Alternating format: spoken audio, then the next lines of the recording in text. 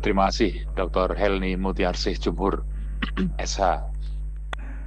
Eh, Terakhir, Pak Ono, silakan Pak. Terima kasih pimpinan sidang, teman-teman anggota dewan yang terhormat yang semuanya. Izin share? Oh, udah boleh. Tadi belum. Oke. Saya bukan ahli hukum. Judul saya keder di ruangan ini. Soalnya tadi 3 orang ahli hukum semua. Saya bukan. Saya kerjanya melanggar hukum sih jujur. Jadi poin saya bukan ke arah pasal atau ayat, tapi lebih ke arah esensi transaksi elektronik seperti apa dan permasalahan yang ada di lapangan seperti apa. Kira-kira itu. Untuk memberi gambaran, saya akan ngasih lihat dulu masalah yang terjadi di lapangan, dan jujur, cita-cita yang ada di kepala saya, karena saya membayar pajak, saya pengennya undang-undang ini bisa bermanfaat buat rakyat Indonesia, bukan sekedar undang-undang di tanda tangan. Kalau kita jujur, terus terang, undang-undang ini tidak bisa dipakai untuk nangkep pelaku, susah banget, jujur. Kenapa saya bisa sampai ngomong kayak gini? Saya hampir tiap hari terima komplain dari banyak orang nih, jujur. Saya masuk ke channel YouTube saya aja, Anda nggak usah subscribe, nggak apa-apa. Ono Center, channel saya Ono Center. Bentar ini saya pindahin dulu ke channel saya juga. Oke, ganti akun, masuk Ono Center. Jadi saya kerjanya sebetulnya kayak mendidik hacker sama mendidik cyber security. Mau nggak mau kita kalau ngajarin cyber security, saya harus ngajarin orang ngehack. Ibaratnya gini lah, kalau mau mendidik polisi yang bagus, yang hebat, mau nggak mau harus ngasih tahu bagaimana cara maling yang hebat itu kerja. Jadi itu yang saya kerjain sih. Saya sebenarnya ngajarinnya polisinya, cuman ya mau nggak mau saya harus ngajarin bagaimana masuk neraka juga, gimana caranya, harus kasih tahu juga. Kira-kira kayak gitu. Oke. Kita akan coba. Saya akan coba ngelihat ke channel saya.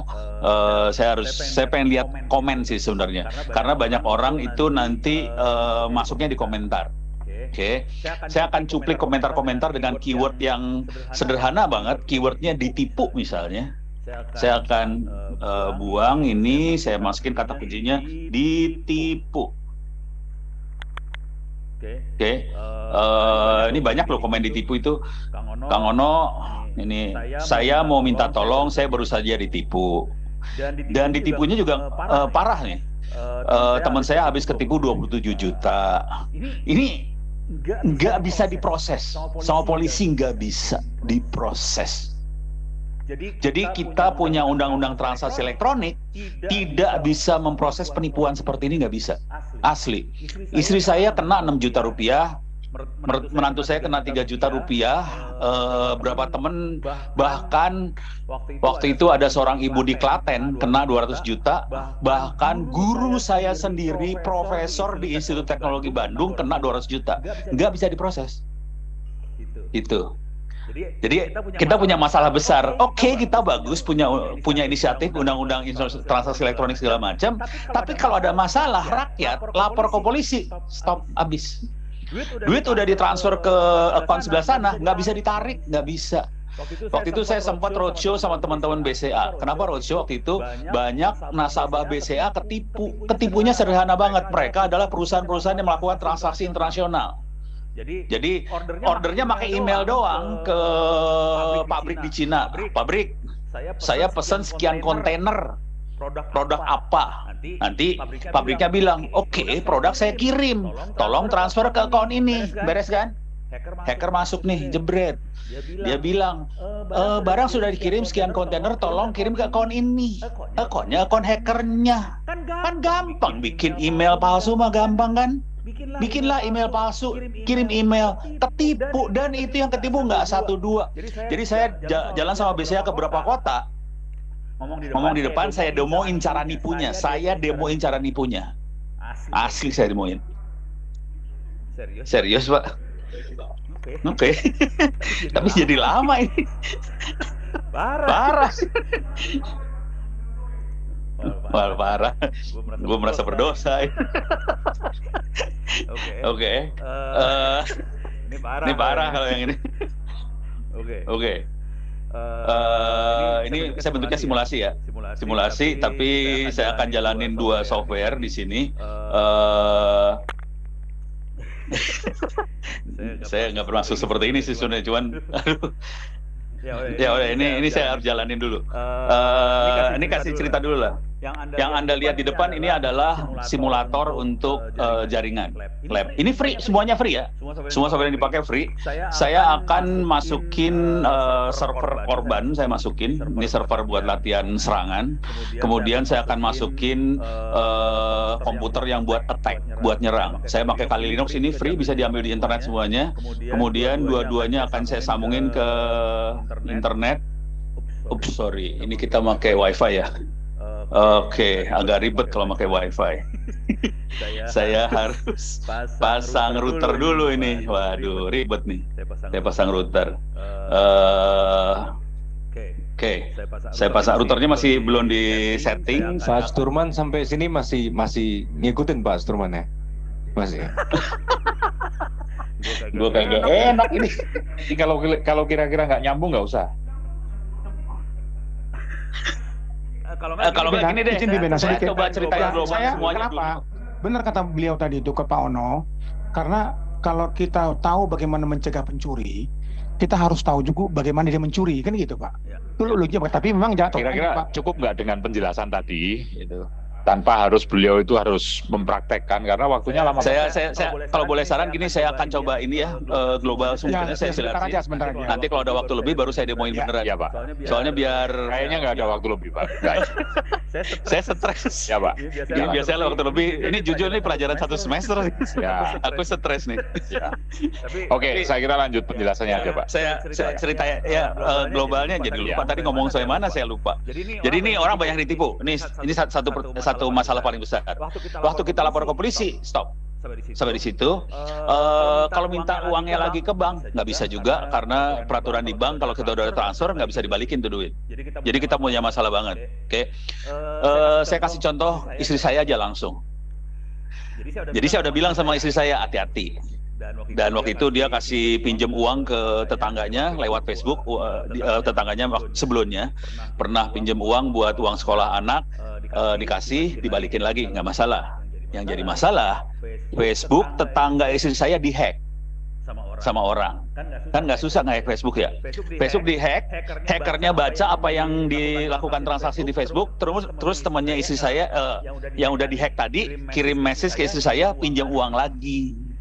Istri saya berusaha nelpon nih teman lagi, tapi hackernya jago dong. Di telepon sebelah sana dibikin sibuk, terus akhirnya istri saya mikirnya positif dong. Oh oke, ini kayaknya memang butuh banget, ditransfer itu duit ke akun hacker 2,5 juta hilang. Jadi kira-kira teknik serangannya kira-kira kayak gitu. Bayangkan, coba Bapak Ibu bayangkan, baca di Undang-Undang Transaksi Elektronik. Barang buktinya seperti apa kalau udah kasusnya seperti itu? Nggak bisa. Nggak ada barang bukti yang bisa diakui sama undang-undang elektronik, nggak ada. Kalau Bapak baca baik-baik, di undang-undang elektronik itu harus, tadi Pak Edmond udah berapi-api, harus ada sertifikat authority lah, harus ada tanda tangan digital, harus ada sertifikat digital segala macam. Lah kita pakai Facebook emang ada itu semua? Nggak ada. Jadi kita melakukan transaksi yang sederhana kayak gitu tanpa segala macam sertifikat dibawa ke pengadilan, nggak bisa. Kenapa? Bayangkan ini yang barang bukti yang dipakai adalah screenshot WhatsApp lah, screenshot email, kasih ke hakim. Pertanyaannya sederhana aja. Screenshot ini bisa kita rubah nggak sih sebenarnya? Bisa kan? Kalau kita ngerti komputer, screenshot bisa kita rubah. Sesuatu yang bisa berubah dibawa ke hakim dari barang bukti, nggak sah.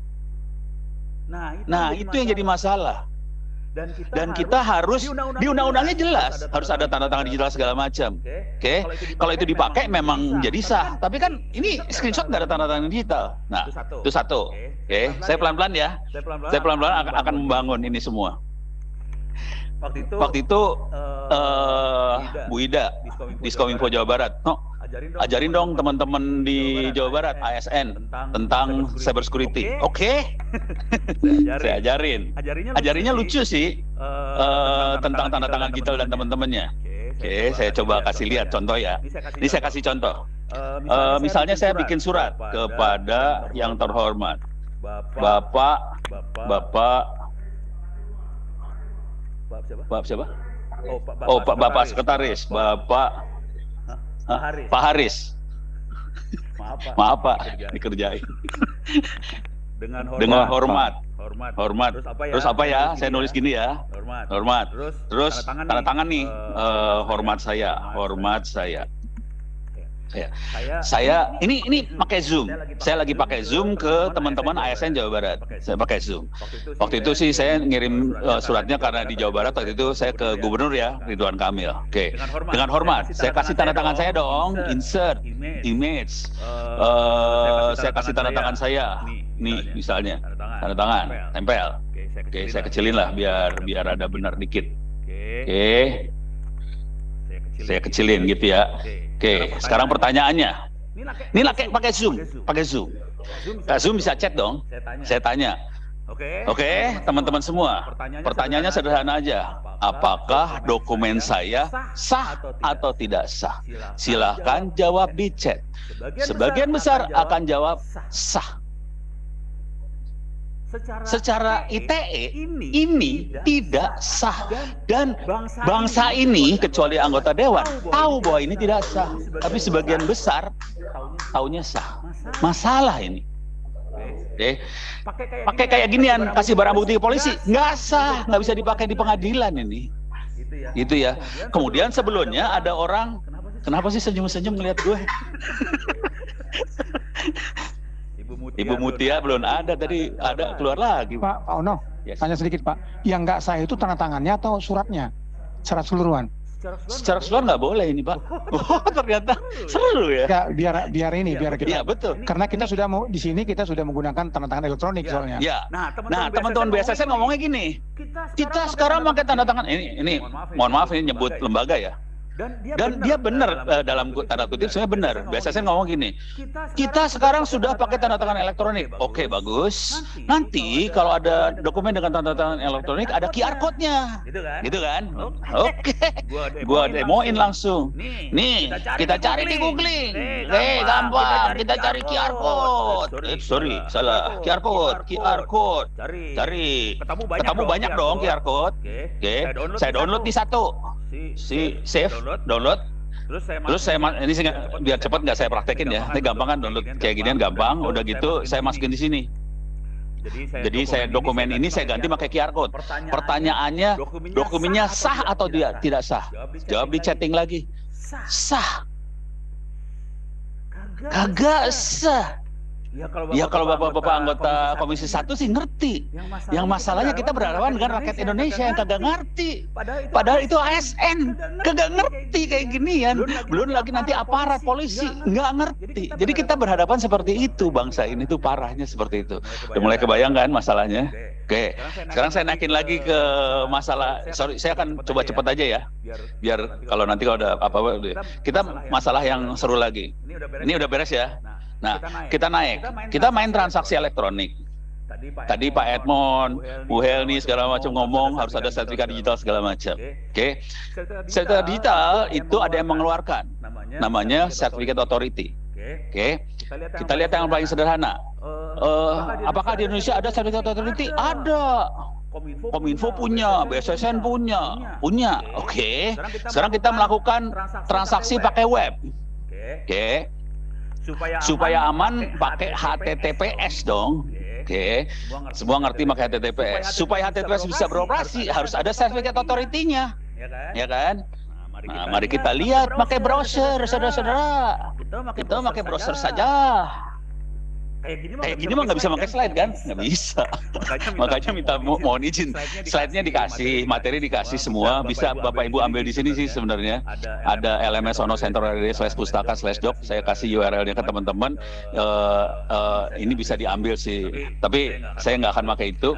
Nah sekarang saya kasih lihat masalah dengan Certificate Authority. Oke. Kita masuk ke settingan di Chrome. Ini Google Chrome settingan ada privacy sama security. Ini terkait dengan undang-undang transaksi elektronik. Oke. Kita turun ke bawah. Kita butuh yang namanya kita masuk ke security. Kita turun ke paling bawah. Di sini ada manage sertifikat. Di dalam manage sertifikat itu ada yang tanda tangan sertifikat. Sertifikat authority-nya di situ ada. Klik di sini, masuk ke authority, certificate authority. Itu ada di Undang-Undang ITE. Harus ada sertifikat authority dan harus ada di Indonesia. Beres ya? Oke, kita klik yang ini. Silakan dicari yang Indonesia yang mana. Cari sampai bulukan.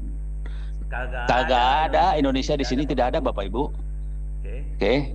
Silakan dicari. Nggak ada. Sampai mati. Ada Taiwan, Cina ada, semua ada. Indonesia nggak ada di sini. Tapi kalau Bapak Ibu nanya sama Kominfo, sama BSSN, kita punya Certificate Authority. Kagak ada di browser. Itu yang jadi masalah, kagak di browser. Konsekuensinya apa yang terjadi adalah semua bank, semua yang melakukan transaksi, mereka kan harus punya sertifikat. Yang tanda tangan sertifikat siapa? Luar negeri. Memang mereka punya sales office di Indonesia sekarang karena dipaksakan ya. Tapi servernya ada di mana? Kagak ada di Indonesia, servernya ada di luar semua itu. Gitu ya. Ya minta maaf saya ngomong belak-belakan buka-bukaan aja. Jadi kita punya masalah seperti itu. Ini kita ada ya mungkin solusinya adalah bikin sales office. Cuman sebenarnya kita belum full karena kalau servernya masih ada di luar. Oke. Itu urusan transaksi. Saya akan masuk ke sini mind mapping saya. Tadi dari tadi Bu Santi, Bu Helni segala macam, Pak Edmond urusan pidana. Kalau boleh ya oke lah, kalau mau merubah pidana silahkan. Cuman yang lain tolong diperhatikan juga. Tadi item barang bukti udah saya highlight, masalah transaksi udah highlight. Sekarang eksploitasi transaksi. Ini nggak ada di undang-undang sih. Di undang-undang ITE belum ada. Kalau ada transaksi, boleh nggak kita melakukan eksploitasi dari transaksi yang dilakukan? Oke. Contoh eksploitasi ya. Contoh eksploitasi sederhana aja. Transaksi eksploitasi. Dan ini penting banget. Masalah eksploitasi transaksi ini penting dilakukan oleh Republik Indonesia juga. Contoh eksploitasi transaksi. Pemerintah kabinet misalnya punya anggaran belanja segala macam. Mereka beli barang apa, kapan segala macam. Dari situ dia ingin melakukan prediksi, perdukunan. Ke depan dia butuh barang apa sih? Untuk bisa melakukan proses perdukunan ini dia ngelihat sejarah kan. Jadi transaksi yang dilakukan sebelumnya seperti apa, dari sejarah sebelumnya dia bisa prediksi ke depan seperti apa. Itu eksploitasi transaksi sih sebenarnya. Sah. Kita lihat eksploitasi transaksi yang bisa bikin sakit hati. Oke. Nggak usah jauh-jauh lah. Saya masuk ke toko-toko online. Saya masuk ke Tokopedia, saya masuk ke Bukalapak, saya masuk ke pokoknya situs-situs santai lah, Shopee. Oke, saya masuk ke situs-situs ini. Oke, kita lihat proses eksploitasi transaksinya ya. Jangan khawatir, ini urusannya ke tadi ke Bu Sinta urusan penyadapan segala macam sih. Oke, kalau kita masuk ke situs-situs ini, semuanya ada iklan ya. Ini kelihatan sambal kering oncom Mak Enok Bandung. Soalnya saya di Jakarta sengsara tidak bisa dapat sambal oncom. Yang ada di Lembang doang. Jadi ini ono lagi ngidam judulnya. Pertanyaannya, kok ini kalau kita lihat di masing-masing ini ya, ini pasti semua ada iklannya nih, pasti Bapak Ibu pasti lihat lah, ini nggak keluar nih, ini ya Shopee, kok Shopee keluarin gini, oke deh. Kalau Anda masuk ke situs-situs e-commerce seperti ini pasti ada iklan. Kalau saya nanya, apakah iklan setiap orang sama atau beda? Pasti semua orang akan bilang beda. Setiap orang iklannya akan beda. Tidak akan ada iklan yang sama untuk setiap orang. Menarik kan? Mungkin kita nggak pernah kepikir seperti itu. Kenapa iklannya beda? Karena dia akan melakukan profiling kan, klasifikasi. Ono tuh makhluk apa sih? Oh ternyata Ono sukanya oncom. Oh Ono sukanya elektronik. Dia kasih iklan yang sesuai dengan Ono. Akibatnya persentase Ono untuk ngeklik iklan tadi jadi tinggi banget. Dan ini jadi punya masalah di dunia tempatnya Mbak Mutia itu. Masalah dia. Iklannya lari ke dunia cyber. Oke, karena cyber lebih presisi dia melakukan profiling si pemirsanya. Oke, di dunia TV, radio segala macam pusing, iklannya lari ke sebelah sini. Kenapa bisa lari ke sebelah sini? Karena kita melakukan eksploitasi dari transaksi tadi. Gitu ya. Setelah dieksploitasi, kita bisa melakukan klasifikasi ono makhluk apa, iklannya pas persis dengan yang ono mau. Makanya kalau orang pasang iklan lebih suka di situ. Pertanyaannya, ini sah apa tidak? Nggak ada di Undang-Undang Transaksi Elektronik ya, belum ada ini. Oke, jadi ini PR tambahan. Saya bukan ahli hukum, saya nggak bisa nulis pasal ayat, tapi ini adalah tindak lanjut dari proses transaksi sih sebenarnya. Jadi ada transaksi, terus dieksploitasi lagi. Oke, dan ini eksploitasinya dahsyat-dahsyat banget sih. Contohnya ya bisa di Facebook lah, di mana semuanya melakukan transaksi dan eksploitasi sih sebenarnya. Kita semua dieksploitasi sama media sosial dalam bentuk iklan di sebelah kanan. Nah ini kayak iklan-iklan kayak gini keluarnya kan karena dia tahu Ono sukanya apa, udah gitu di profiling iklan.